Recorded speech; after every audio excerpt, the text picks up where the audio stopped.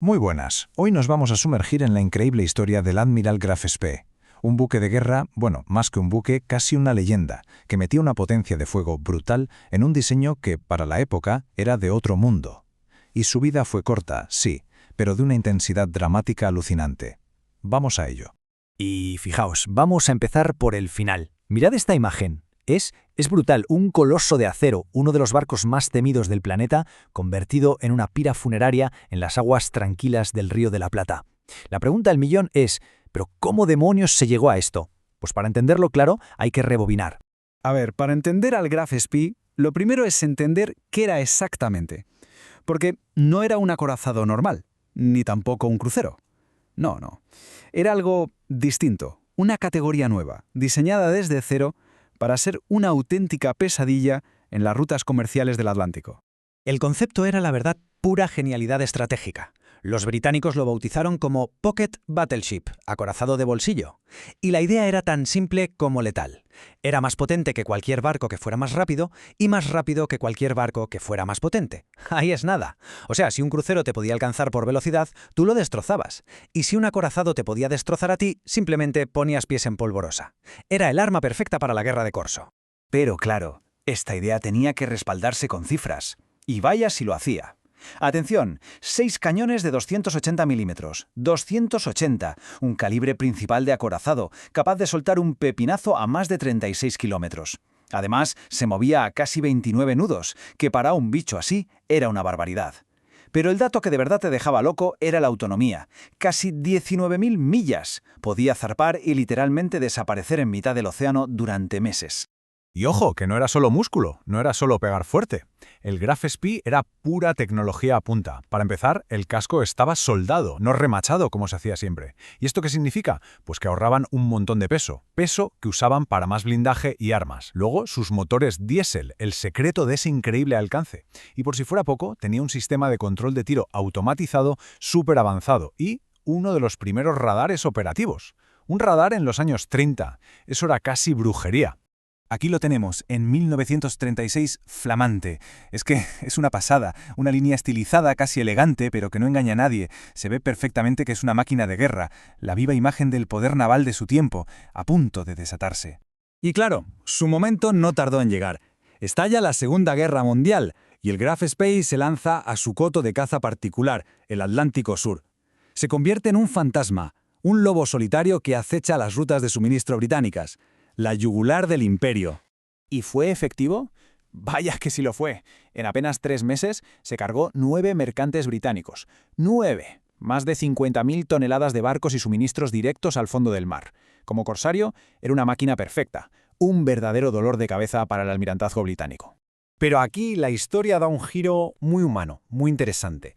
Al mando de esta máquina de guerra estaba el capitán Hans Langsdorff. Y Langsdorff era un caballero, un hombre de la vieja escuela naval. Se ceñía a las leyes de la guerra a rajatabla. Antes de hundir un barco, siempre se aseguraba de que toda la tripulación estuviera a salvo. De hecho, los propios prisioneros que llevaba a bordo hablaban maravillas de él, del trato respetuoso que les daba. Curioso, ¿verdad? Un corsario con código de honor. Pero lógicamente, esta racha no podía durar eternamente. La Royal Navy estaba que echaba humo. Desplegaron 8 grupos de caza por todo el mundo solo para encontrar este barco. 8. Y al final, el 13 de diciembre de 1939, frente a las costas de Uruguay, se acabó la suerte. El cazador iba a convertirse en la presa.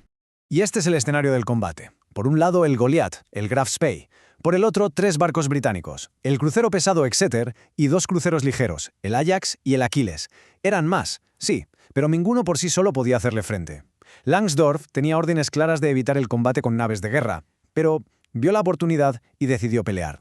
Y la batalla fue salvaje. Duró poco más de hora y media, pero fue de una intensidad tremenda. Los cañones del Graf Spee hablaron primero y dejaron al Exeter hecho un cromo, fuera de combate. Pero los 2 pequeños, el Ajax y el Achilles, fueron como 2 perros de presa.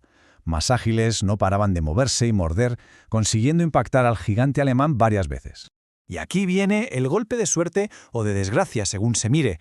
El Graf Spee seguía operativo. Sus cañones principales funcionaban, tenía munición, podría haber seguido luchando.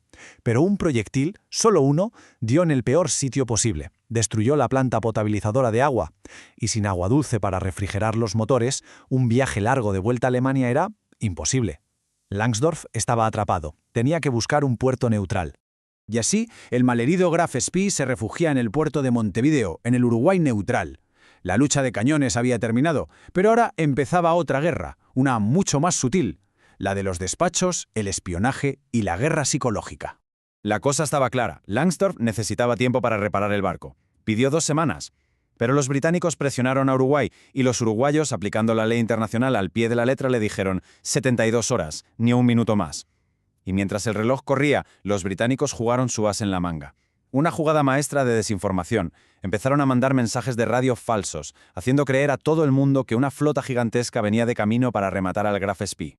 Hay que ponerse en la piel de Langsdorff. El dilema era horrible. ¿Salir a luchar? Sería un suicidio, una masacre inútil para su tripulación contra una flota que él creía invencible. ¿Quedarse en puerto? El barco sería confiscado y toda su tecnología secreta caería en manos aliadas. Así que, anteponiendo la vida de sus hombres a todo lo demás, tomó la única salida que su código de honor le permitía. El 17 de diciembre, el Graf Spee levó anclas. Todo el mundo en Montevideo estaba en el puerto, esperando ver una batalla épica.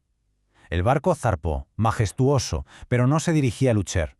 Su último viaje tenía otro destino, el fondo del estuario del Río de la Plata.